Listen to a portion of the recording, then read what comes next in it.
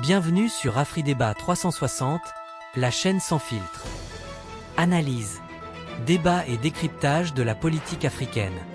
AfriDébat, le radar de l'Afrique. Abonnez-vous, likez et partagez. Mohamed El Maouloud Ramadad, bonsoir. Bonsoir. Alors pourquoi avoir choisi de faire alliance avec les djihadistes du djinn, alors que dans vos discours vous insistez surtout sur la défense des droits des Touaregs et non sur un projet si islamiste? Merci beaucoup. Comme vous l'avez dit, le FLA, le Front de libération de l'Azawad, c'est une organisation politico-militaire qui n'est autre que la continuité de la lutte du peuple de l'Azawad, qui a bien commencé avant même l'indépendance du Mali en 1958. Il revendique les droits du peuple de l'Azawad, qui est composé de plusieurs ethnies, les Touaregs, les Arabes, les Peuls et les Soraïs. Donc c'est une organisation qui a des revendications bien politiques, qui avait signé l'accord d'Alger en 2015 et qui a été dans un processus de paix. Malheureusement, il y a un pouvoir militaire qui est venu en place suite à un coup d'État et qui a mis tout en cause en allant à Moscou pour ramener les mercenaires russes de Wagner et que ces mercenaires sont venus dans l'Azawad, même dans le reste du Mali, qui ont commis des graves massacres, des génocides même. Et donc, ils ont obligé, contraint notre population à l'exil dans les pays voisins, que ce soit en Mauritanie ou en Algérie. D'autres sont restés suspendus dans le désert. Donc, c'est pour dire que nous sommes dans une guerre qui nous a été imposée par cette junte de Bamako, qui a pour allié les mercenaires russes de Wagner, qui était Wagner aujourd'hui, qu'ils nomment l'Africa Corps. Donc, lorsqu'ils ont commencé leur offensive sur nos positions et les villes que nous contrôlons, nous avons pris la décision pour éviter plus de dégâts pour éviter plus de dégâts. Voilà, donc on a voulu se retirer et se réorganiser. Donc, l'offensive qui a commencé le 25 avril, ce n'est pas venu du néant, c'est quelque chose qui a été bien préparé depuis 7 ans. Nous étions en train de préparer comment reconquérir les territoires de l'Azawad et c'est cette action qui a commencé la semaine dernière par Kidal et par Gao. En ce qui concerne les FLA, ces actions se limitent seulement dans l'Azawad et c'est pour libérer les territoires de l'Azawad afin de permettre le retour de la population qui a fui ces massacres, pour les sécuriser, leur permettre de revenir dans ces villages, dans ces villes. Les nomades reviennent dans leurs zones de pâturage pour que la vie revienne à la meilleure en chassant, bien sûr, c'est cet ennemi. Pour répondre à votre question, il se trouve que dans l'Azawad, il y a bien sûr aussi la présence des JNIM que personne ne peut nier, qu'il y a même au-delà, il est dans le Mali et dans le Sahel.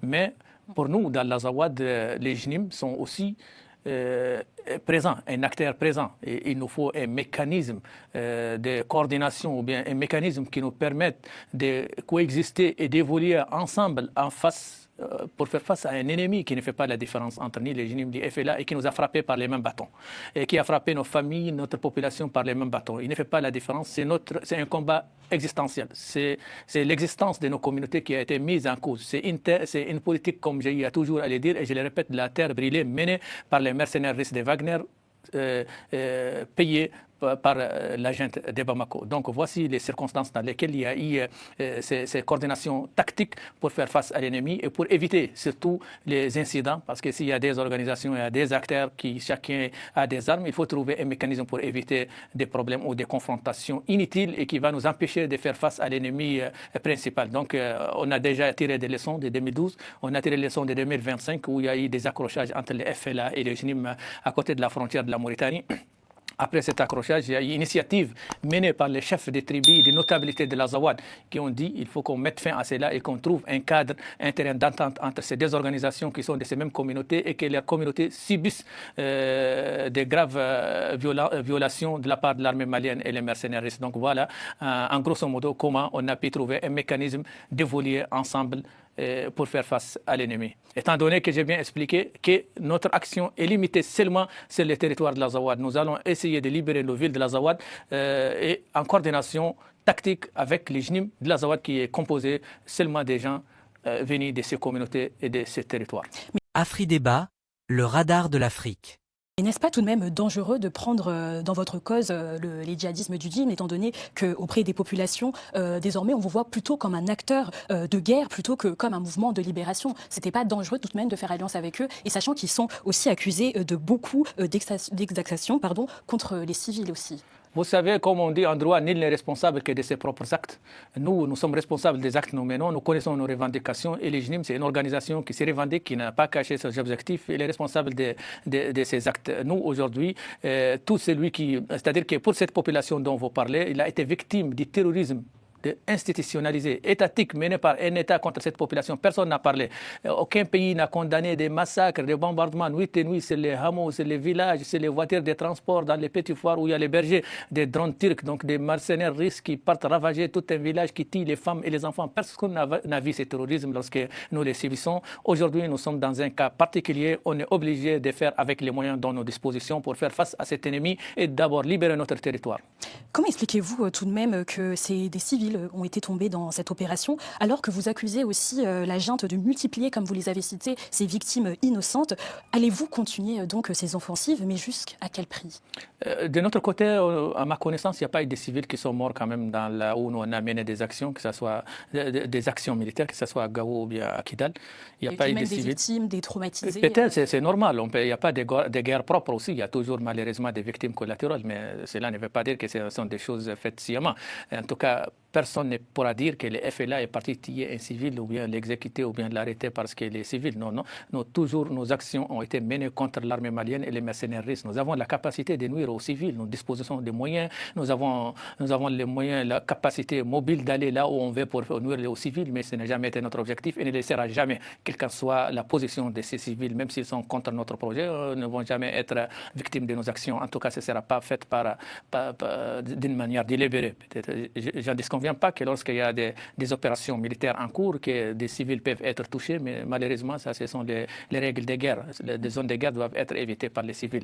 Nous, aujourd'hui, comme j'ai allé dire, nous avons engagé cette action militaire, ce processus, même si ce n'est pas un jargon militaire, ce processus de libération de notre territoire. Nous avons déjà mis la main sur Kidal et ça va continuer. Donc, c'est pour cela qu'il est souvent demandé aux civils de s'éloigner des emprises militaires. Notre objectif, notre cible n'est autre que les emprises militaires. Je pose cette question d'ailleurs parce qu'on vient d'apprendre que la France a recommandé à ses ressortissants de quitter temporairement le Mali dès que possible. Donc ils ont raison de s'inquiéter sur la situation. Comment va être donc l'État? Vous allez continuer ces offensives-là?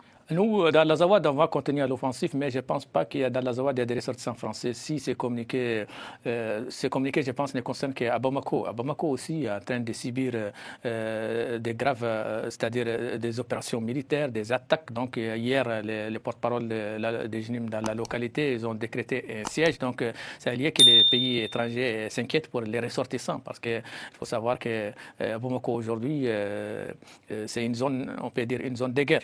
Donc rien n'est possible qu'il soit arrivé là-bas. Donc c'est mieux que les étrangers arrivent à quitter.